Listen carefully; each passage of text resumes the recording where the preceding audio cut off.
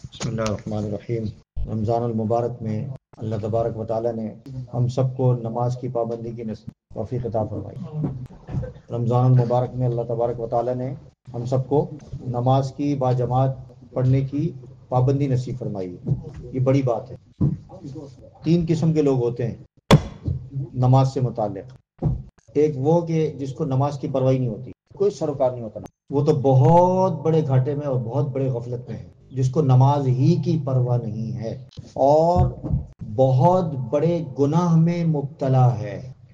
اس کا اندازہ ہمیں نہیں ہے کہ نماز جو چھوڑنے والا ہے یا نماز جو نہیں پڑھتے وہ کتنے بڑے گناہ میں مبتلا ہے۔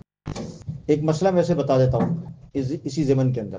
بعض لوگ کہتے ہیں نا کہ جی تقابل کرتے ہیں کہ بھئی تم حج کرتے ہو، اور یہ تقابل جو دین کے اندر جو تقابل کرتے ہیں نا، دین کے فرائض یا احکام کو ہلکا کرنے کی کوشش کرتے ہیں، ہلکا بنانے کی کوشش کرتے ہیں، اور اس کی اہمیت کو ختم کرنے کی کوشش کرتے ہیں، اہمیت کو گھٹانے کی کوشش کرتے ہیں۔ ایک آدمی اچھا خاصا نماز پڑھ رہا ہے، ایک آدمی نے اچھی خاصی داڑھی رکھی ہوئی ہے جو کہ سنت نبوی ہے، ایک آدمی حج کر کے آتا ہے، نماز کا پابند ہے، تو اس کو یہ شیطان، اس کو نہیں، دوسرے اس کے دوست کو یا کسی بھی شخص کو یہ شیطان وسپر کرتا ہے اور کان میں ڈالتا ہے کہ یہ جو تمہارا دوست ہے، یہ جو نماز پڑھتا ہے، حج کرتا ہے، عمرے کرتا ہے، داڑھی رکھتا ہے، سنت پر چلتا ہے، یار یہ تو نعوذ باللہ فلاں گناہ میں مبتلا ہے، چرس پیتا ہے، گانجا پیتا ہے، نعوذ باللہ زنا کرتا ہے، شراب پیتا ہے، بد نظری کرتا ہے، اس کی نماز کا کیا فائدہ، اس کا حج کا کیا فائدہ، اللہ تعالیٰ قبول نہیں کرتا۔ اس طرح کی باتیں سنتے رہتے ہوں گے آپ لوگ۔ یہ شیطان کا وسوسہ ہے، اور نماز کی اہمیت کو گھٹانا ہے، اور جو کہنے والا ہوگا وہ حقیقت میں وہ خود بے نمازی ہوگا، کہنے والا ہوگا وہ خود حج نہ کرنے والا، حج فرض ہو چکا ہوگا، کہنے والا خود داڑھی مونڈا ہوگا، داڑھی نہیں رکھے گا، وہ اپنا ساتھی بنانا چاہتا ہے اس کو۔ تو یاد رکھیں، اگر کوئی شخص، اللہ معاف فرمائے، اللہ معاف فرمائے، کوئی گناہ میں مبتلا ہے، زنا کے اندر مبتلا ہے، شراب پیتا ہے، کوئی گناہ کرتا ہے، لیکن ایک آدمی نمازی ہے، یہ ہرگز یہ کہنا جائز نہیں ہے کہ تیری نماز قبول نہیں ہے۔ یہ کہا جا سکتا ہے کہ ان گناہوں کی وجہ سے نماز کی عبادت کا جو اجر اور ثواب ہے، اس کے وزن اللہ تعالیٰ کو معلوم ہے، لیکن اس کے وزن اور اس کے اثر میں کمی آ سکتی ہے، لیکن اس کے نماز پڑھنے کی وجہ سے یا اس کے نماز پڑھنا اور اس گناہ کا تقابل کرنا یہ جائز نہیں ہے شریعت کے اندر کہ وہ گناہ کر رہا ہے۔ بھائی سمجھ میں آ رہی ہے؟ بھائی یہ جو باتیں میں کرتا ہوں کچھ فائدہ ہو رہا ہے کہ یا اس کو ختم کر دیں؟ ہو رہا ہے؟ یہ very important, this topic is very important. یہ تو خود سیریس ہو گئے۔ دیکھیں بات سمجھ میں آ گئی کہ بھائی جو ایک ٹیکنیکل پوائنٹ ہے کہ ایک آدمی نعوذ باللہ جیسے میں نے کہا، تو وہ نماز کا جو اجر ہے یا اس کے وزن میں تو کہہ سکتے ہیں کہ کمی آ گئی، لیکن یہ تعبیر کرنا کہ نہیں تیری نماز تو قبول ہی نہیں ہے، تیرا حج تو قبول ہی، تیرا حج پہ جانے کا کیا فائدہ ہے، تو پہلے انسان بن جا، تو پہلے یہ کر لے، پہلے یہ کر لے، بھائی یہ اس کے ساتھ کوئی کریکشن نہیں ہے۔ اگرچہ وہ بد عمل انسان ہے، بد عمل مسلمان ہے، لیکن یاد رکھیں کہ دین کے اندر، شریعت کے اندر اللہ تبارک و تعالیٰ نے نماز کی جو عبادت ہے، یہ تمام امور کے اندر اللہ تبارک و تعالیٰ نے سب سے اہم عبادت قرار دیا۔ اور یہ آپ یہ دیکھیں کہ ایمان کے بعد نماز سب سے بڑی عبادت ہے۔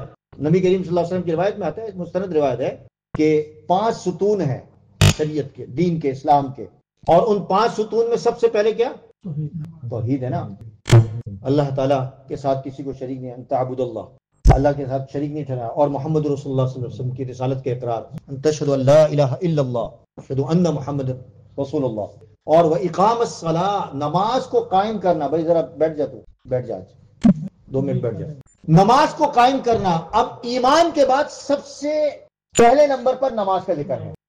لیکن یہ غفلت کی بات ہے کہ ایک آدمی رمضان مبارک کا مہینہ ہے، روزہ رکھ رہا ہے لیکن نماز نہیں پڑھا۔ بعض لوگ نماز پڑھتے ہیں، کیا کرتے ہیں؟ روزہ نہیں رکھتے۔ بعض لوگ حج کرتے ہیں لیکن نمازی نہیں بنتے۔ بعض لوگ نماز پڑھتے ہیں، تہجد پڑھتے، سب کچھ کرتے لیکن حج نہیں کرتے۔ تو اس حدیث کے اندر جو نبی کریم صلی اللہ علیہ وسلم نے جو اس حدیث میں جو بیان فرمائے، دین اور اسلام کے 5 ستونوں کا ذکر فرمایا ہے۔ آپ نے اس کو مثال یہ لے لیں، خیمہ دیکھا ہوگا، جو گئے ہیں مکہ مکرمہ یا مینا وغیرہ میں جاتے ہیں، یا آپ کیمپنگ کرتے ہیں، تو کیمپنگ کے اندر آپ ٹینٹ لگاتے ہیں، تو ٹینٹ کے اندر کس طرح لگاتے ہیں؟ درمیان کے اندر ایک پول ہوتا ہے اور اس کے چاروں اطراف کے اندر ستون ہوتے ہیں. مجھے بتائیے اگر ان میں سے جو ستون ہیں، ستون میں سے سب سے پہلا نمبر کس کا آتا ہے؟ وہ مین جو پول جو جس پر خیمہ کھڑا ہوا ہے، اگر وہ نہیں ہے تو باقی والا برقرار رہیں گے؟ نہیں رہے گا. یعنی کوئی چیز قبول نہیں. یعنی سب سے پہلے اللہ پر ایمان، توحید کو ماننا، اللہ کے رسول صلی اللہ علیہ وسلم کو ماننا، ختم نبوت کو ماننا. اگر یہ چیز نہیں مانتا تو نماز، روزہ، زکوٰۃ، حج کوئی قبول. اور اگر کوئی شخص یہ چیز مانتا ہے، اللہ کو مانتا ہے، اللہ کے رسول کو مانتا ہے، ختم نبوت کو مانتا ہے، باقی چار ستون میں سے ایک ستون اگر کم ہو جائے تو پھر خیمہ رہے گا؟ نہیں رہے گا خیمہ. یعنی اس کا مطلب ہمارا ایمان ہے وہ ناقص ہے.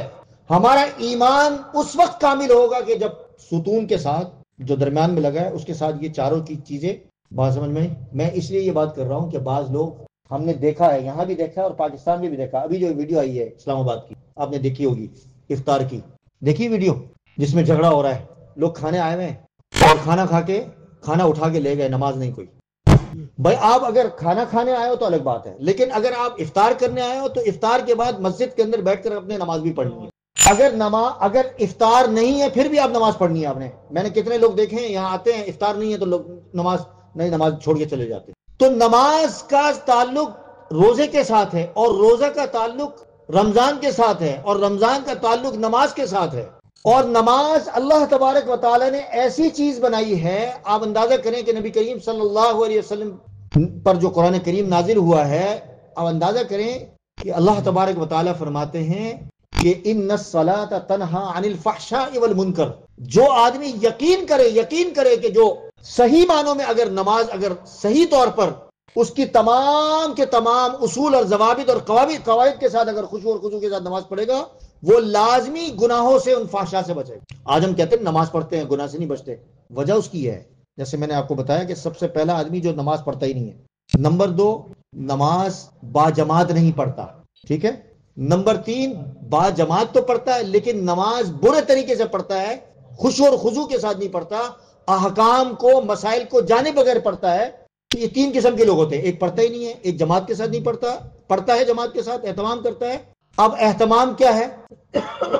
اہتمام کیا ہے کہ تمام احکام کو جان کر نماز ادا کرنا، مسائل کو جان کر نماز ادا کرنا. کسی نے مجھ سے پوچھا کہ میرا شوہر نماز نہیں پڑھتا تو میں لڑتی ہوں، تو میں نے اس سے کہا کہ بھائی لڑنے کی ضرورت نہیں ہے. لڑنے کی ضرورت نہیں ہے. اگر آپ کا شوہر نماز، اس کو اچھے طریقے سے پیار اور محبت کے ساتھ، کوئی بھی نماز نہیں پڑھتا اس کو پیار سے، محبت سے اس کو سمجھائیں. اس کا کیا طریقہ ہونا چاہیے سمجھانے کا؟ بھائی میں نے تو یہ سیکھا ہے طریقہ کہ جس چیز کے آپ فضائل بیان کریں گے ان کو لوگوں کو سمجھ میں آئے گی. یہ تو بزرگوں کی کتابوں میں لکھا ہوا ہے. اس کی اہمیت بتائیں، نماز کی اہمیت کو بتائیں. اب نماز کی اہمیت کہاں ملے گی؟ آپ سے کوئی سوال کرتا ہے بھائی نماز کی اہمیت ہمیں حدیث میں ملے گی نا، قرآن میں ملے گی، لیکن کہاں ہے؟ لوگوں کو یہ نہیں، یہ گائیڈ کرنے والا کوئی نہیں ہے کہ بھائی نماز کی اہمیت اگر بتانی ہے، بچوں کو بتانی ہے، بڑوں کو بتانی ہے، بزرگوں کو بتانی ہے، خواتین کو بتانی ہے، تو نماز کی اہمیت کہاں ملے گی؟ ہمارے ایک بزرگ ہیں حضرت مولانا شیخ الحدیث حضرت مولانا زکریا رحمۃ اللہ علیہ، بہت بڑے بزرگ. ان کا ایک رسالہ ہے نماز کی فضیلت پر، اور اس کی قبولیت تامہ اور عامہ یہ ہے کہ آپ کی سوچ سے باہر ہوگا کہ تقریباً 50 سے زائد زبانوں میں اس کا ترجمہ موجود ہے. تو اس کو پڑھیں نماز. اور یہ جو تینوں کیٹیگری ہے، ان تینوں کیٹیگری یہ جو میں نے بتائی، نماز نہ پڑھنے والا اس کا ذکر موجود ہے کہ نماز نہ پڑھنے والوں کے بارے میں کیا ہے. نماز پڑھنے اور نہ پڑھنے والوں کے درمیان جو فرق ہے وہ ایسا فرق ہے، نبی کریم صلی اللہ علیہ وسلم کی روایت میں آتا ہے، ایسا ہے کہ جیسے کفر اور اسلام کے درمیان ایک دیوار کا فرق ہے. جیسے دیوار ہے نا، ایک نماز ہے تو نماز اگر پڑھ لی تو یہ دیوار موجود ہے، اور اگر یہ نماز نہیں پڑھی تو دیوار گر گئی، آپ گئے ادھر دوسری طرف. بعض ایسی روایتیں بھی ملتی ہیں لیکن لوگ ایسا یہ کہنا مناسب نہیں ہے، جو نماز نہیں پڑھتا اس کو لوگ کہتے ہیں یہ منافق ہے. نہ، کیونکہ روایتوں کے اندر جو حدیث میں جو آتا ہے، قرآن کریم میں جو آتا ہے، نماز نہ پڑھنے والے کو منافق کہنا ٹھیک نہیں ہے. کیونکہ ماشاءاللہ دنیا کے اندر کوئی مسلمان ایسا نہیں ہوگا میرے بھائی، سستی ضرور کرے گا، کمزوری ضرور کرے گا، لیکن وہ نماز کو بوجھ سمجھے گا، حج کو بوجھ سمجھے گا، زکوٰۃ کو بوجھ سمجھے گا. یہ تو ایمان کا مسئلہ ہے نا. اگر ایک آدمی اس چیز کو، نماز کو بوجھ سمجھتا ہے کہ نہیں میں یار کیا نماز، اللہ معاف فرمائے، کیا حج آ گیا، کیا زکوٰۃ آ گئی، تو یہ حقیقت میں بوجھ ہے، اور یہ منافقین کی نشانی ہے جو حضور علیہ الصلوۃ والسلام کے دور میں حضور علیہ الصلوۃ والسلام کے دور میں موجود تھے۔ ہم میں سے کوئی ایسا نہیں ہے جو بے نمازی ہو اور وہ نماز کو بوجھ سمجھتا ہو، اس لیے منافق نہیں کہنا چاہیے۔ عملی طور پر منافقوں والا عمل ضرور ہے یہ کہ نماز نہیں پڑھنا، نماز میں کمزوری کرنا، نماز میں سستی کرنا، نماز میں لاپرواہی کرنا، نماز میں دیر کرنا، آخری وقت میں پڑھنا، بغیر وضو پڑھنا، یہ بالکل یہ ساری چیزیں بھی تو ہوگی نہیں، نماز ہی نہیں ہوگی آپ کی، بغیر احکام جانے پڑھنا، مسئلے معلوم کیے بغیر پڑھنا۔ آپ نماز کی اہمیت کا اندازہ کریں کہ حضور علیہ الصلوۃ والسلام کے دور میں کوئی ایسا تھا ہی نہیں کہ جو بے نمازی تھا۔ اللہ اکبر، بتائیے بھائی، حضور اور صحابہ کے دور میں کوئی ایسا دور آپ مجھے بتائیں کہ کوئی بے نمازی تھا؟ اس کی مثال یہ ہے کہ اس ڈر سے منافقین بھی نماز میں جڑ جایا کرتے تھے، آ جایا کرتے تھے کہ بھائی ہم پر جو ہے یہ لوگوں پر یہ بات کھل نہ جائے کہ یہ منافق ہے، مسلمان نہیں ہے۔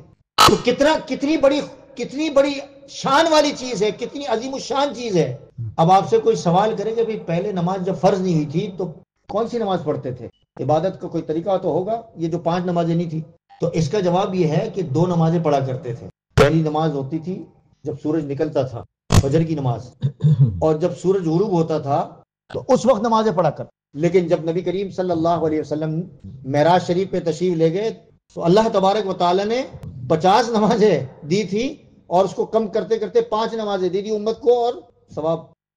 اور حضور نے سب سے پہلی کون سی نماز پڑھائی؟ یہ بھی سوال ہے آپ لوگوں سے۔ معراج شریف پہ آنے کے بعد ظہر کی نماز پڑھائی۔ جب نماز فرض ہوئی تو سب سے پہلی نماز، دیکھیں نماز کی اہمیت کا اندازہ کریں کہ فجر بھی ہے، پھر اس کے بعد پھر ظہر کی اہمیت بھی آ گئی، پھر عشاء، پھر مغرب کی بھی آ گئی، اور پھر عشاء کی بھی آ گئی، ساری نمازیں، عصر کی نماز بھی آ گئی، ساری نمازیں آ گئی۔ بعض خواتین کہتی ہیں کہ ہم مسجد میں نہیں آ سکتی، بھائی یہ ایک الگ مسئلہ ہے، لیکن میں یہاں تو اللہ تعالیٰ نے ہم لوگوں کو سہولت دی ہے۔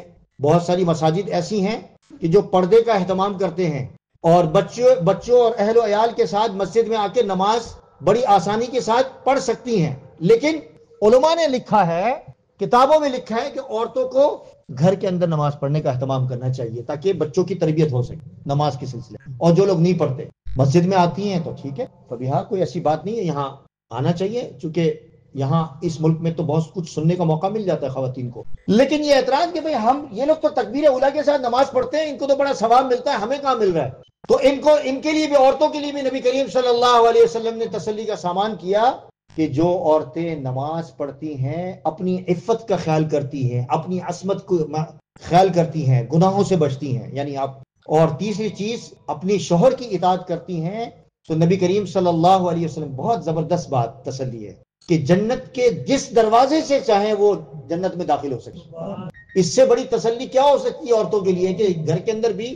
لیکن بعض خواتین، مرد تو پھر بھی آ جاتے ہیں، بعض خواتین نمازوں میں سستی کرتی ہیں، اس کی وجہ یہ کہ بیچاری سارا دن کام کرتی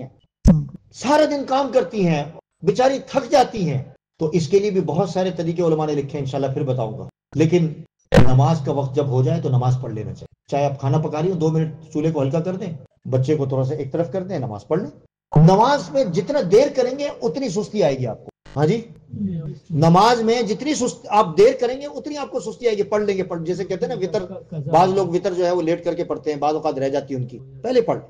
اگر آپ کے اندر ہمت نہیں ہے، طاقت نہیں ہے، پہلے پڑھ لیں۔ لیکن مکہ مدینہ جائیں تو آپ رات کو اٹھ کے جائیں، تہجد پڑھیں اور وتر بھی پڑھیں۔ تو عورتیں نمازوں میں بہت زیادہ سستی، اور عورتوں کے بارے میں نے آپ کو بتا دیا کہ کتنی بڑی تسلی ہے۔ اور آپ نماز کی ایک خاص بات میں آپ کے سامنے عرض کروں۔ اللہ تبارک و تعالیٰ فرماتے ہیں یا ایھا الذین آمنوا استعینوا بالصبر والصلاۃ۔ نبی کریم صلی اللہ علیہ وسلم کی روایت میں آتا ہے، اور غالباً حضرت حذیفہ رضی اللہ تعالیٰ عنہ فرماتے ہیں کہ جب نبی کریم صلی اللہ علیہ وسلم کو کوئی امر پیش آتا، یعنی کوئی کام پیش آتا، تو نماز کی طرف متوجہ ہوتے۔ اب مجھے بتائیے، ہم میں سے دنیا کے اندر کتنے لوگ ہیں کہ بہت سارے، کوئی کہتا ہے حج پہ جانا ہے، کوئی کہتا ہے میرا شوہر نہیں مانتا میری، کوئی کہتا ہے کہ میری بیوی نہیں مانتی، کوئی کیا کہتا ہے، ہر ایک کی اپنی حاجتیں اپنے ساتھ دنیا کے اندر جڑی ہوئی ہیں۔ لیکن ہم لوگوں میں سے کتنے لوگ ہیں کہ مصلی پر بیٹھ جاتے ہیں، نماز پڑھنے لگ جاتے ہیں، چلو جی میں نماز پڑھتا ہوں، 2 رکعت نماز پڑھتا ہوں حاجت کی، اللہ سے دعا کرتا ہوں اللہ یہ میرے امر کو پورا کر، میرے اس کام کو اللہ پاک پورا کر دے گا۔ آپ اندازہ کریں کہ نماز کی خوبصورتی۔ گلزار بھائی آپ دیکھیں، گلزار کا جو نام ہے اس لیے لیا ہے کہ اس کے اندر اللہ تبارک و تعالی نے ایسا کمال رکھا ہوا ہے کہ جب نماز پڑھیں اللہ پاک گناہ معاف کر دیتا. کیوں کہ ابتدا سے لے کے آخر تک آپ یہ دیکھیں کہ وضو جب کرتا ہے اور وضو کے اندر جو چیزیں مسواک ہے، مسواک کے کتنے فائدے ہیں بھائی بتائیں نا، 70 اور بعض علماء نے 90 فوائد لکھے، اور سب سے بڑا فائدہ یہ ہے کہ انسان کی نظر تیز ہوتی ہے، انسان کی بدبو ختم ہوتی ہے، منہ کی خوشبو پیدا ہوتی ہے، اور اس سے سب سے بڑا جو فائدہ ہے مسواک کا کہ موت کے وقت کلمہ نصیب، نظر تیز ہوتی ہے، دانت تیز ہوتے ہیں، بہت سارے فائدے ہیں، اللہ راضی ہوتا ہے، اللہ کے رسول راضی ہوتے ہیں. اس کے اوپر انشاءاللہ پھر کبھی مسواک کے اوپر بتائیں گے، اس پر کتابیں لکھی ہیں، پڑھیں، ایک ایک چیز پر کتاب ہے. اب مجھے بتائیں کہ اتنے فائدے ہیں تو ابتدا سے اب وضو کر رہے ہیں. نبی کریم صلی اللہ علیہ وسلم کی روایت میں آتا ہے، اس کی مثال یہ دی کہ تمہارے گھر کے سامنے ایک نہر جاری ہو. جو گاؤں کے رہنے والے ہیں جنہوں نے نہریں دیکھی ہیں، میں نے دیکھی ہیں نہریں، نواب شاہ کے اندر میں نے نہر دیکھی، وہاں کی دیکھی، پھر ہمارے سندھ کے اندر اور چند نہریں ہیں وہ دیکھی ہیں، آپ کے یہاں بھی ہوگی نہریں، تو ہاں سرحد کے اندر ہوتی ہیں. اب اکثر لوگ تو بعض جو فارغ ہوتے ہیں وہ بیچارے نہر میں ہی ہوتے ہیں چونکہ گرمی ہوتی ہے، اور بڑا ایسا میٹھا پانی ہوتا ہے نہر کا، وہ ہر وقت ایسے ہوتا ہے. اب نہر میں جو بندہ ہے جو دن بھر کام کر کے آیا نہر میں جائے گا، جب نہر سے واپس نکلے گا تو پاک نکلے گا یا ناپاک نکلے گا؟ روحانی طور پر بھی پاک ہے اور جسمانی طور پر بھی پاک ہے، کوئی آدمی اس کو گندا نہیں کہے گا. تو نبی اکرم صلی اللہ علیہ وسلم نے ارشاد فرمایا کہ اس نہر والے کی مثال ہے کہ جو آدمی نماز پڑھتا ہے، نماز پڑھنے کے بعد اس طرح پاک ہو جاتا ہے کہ جسم مکمل طور پر اس کا روحانی طور پر جسمانی طور پر وہ پاک ہو جاتا ہے. یعنی بعض علماء نے لکھا ہے کہ نماز پڑھنے والے، یا جو ہم کہتے ہیں نا کہ گناہ معاف ہو جاتے ہیں، گناہ معاف ہو جاتے ہیں، تو علماء نے لکھا ہے کہ عمومی جو اصول ہے وہ تو گناہ صغیرہ گناہوں کا ذکر ہے کہ چھوٹے چھوٹے جو گناہ ہوتے ہیں، لیکن اب اندازہ کریں کہ ہماری جو توجہ ہے وہ صغیرہ گناہ کی طرف نہیں جاتی، زیادہ ہماری جو توجہ جاتی ہے وہ زیادہ تر کبیرہ گناہ کی طرف جاتی ہے. لیکن آپ یہاں علماء نے بڑا عجیب انداز بیان فرمایا کہ علماء نے لکھا ہے کہ یہاں اس حدیث کے اندر نبی کریم صلی اللہ علیہ وسلم کی اس روایت کے اندر یہاں گناہ صغیرہ اور کبیرہ کا ذکر نہیں ہے، کوئی تفریق نہیں کی ہے. بس دیکھیں نا بھائی، سمجھ میں آ رہی جمال بھائی؟ اب یہ دیکھیں یہاں گناہ صغیرہ اور کبیرہ کا ذکر نہیں آ رہا، گناہ معاف ہو جائیں گے.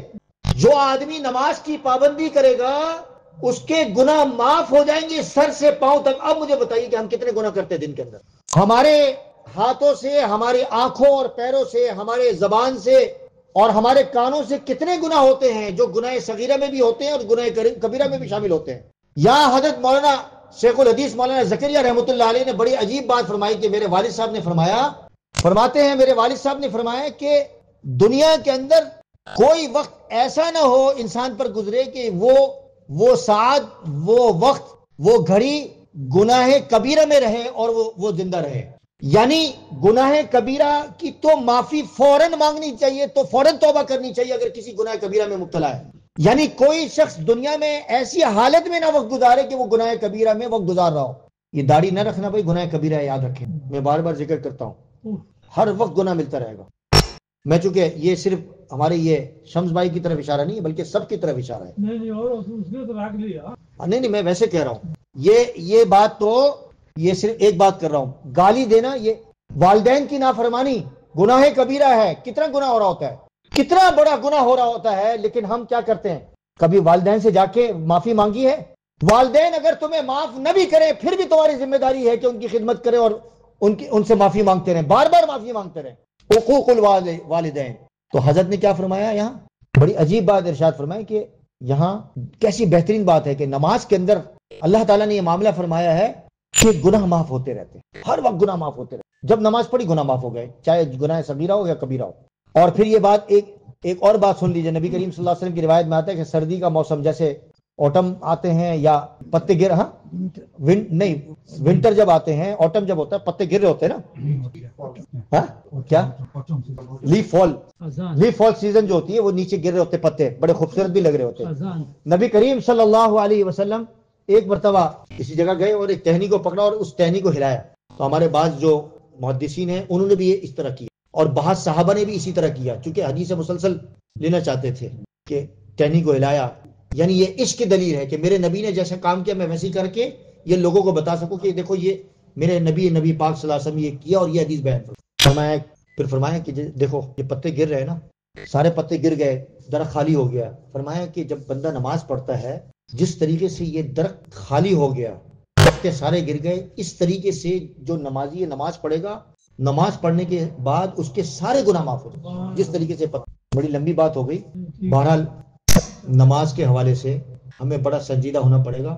بچے، بڑے، بوڑھے نماز کی جو اہمیت ہے نہیں جان پاتے، ان کے سامنے فضائل رکھیں، اور ان کو بیویاں اگر شوہر نہیں مانتے تو ان کے سر پر ہے نماز، آپ کے سر پر پریشان نہیں ہو آپ۔ بہت ساری خواتین اس بات پر پریشان رہتی ہے کہ میرے شوہر جو ہے وہ نماز نہیں پڑھتے، میں ان سے لڑنا شروع کر بھائی لڑیں گے تو آپ جھگڑا ہوگا، نماز آپ کی طلاق ہو جائے گی، آپ علیحدگی ہو جائے گی، فساد برپا ہوگا۔ اس کا طریقہ یہ ہے کہ دعا کرے اس کی۔ بہت سارے لوگ ایسے ہیں کہ ان کے شوہر یا ان کی بیگمات نہیں لگی تھی، بیگم کو تلقین کرنی چاہیے، بار بار کرنا چاہیے۔ اور ایک اور بات، بعض لوگ یہ کہتے ہیں کہ میری عبادت میں، نماز میں دل نہیں لگتا، نماز پڑھتا ہوں تو اس کے لیے قرآن کریم میں آیتیں موجود ہیں، دعائیں موجود ہیں۔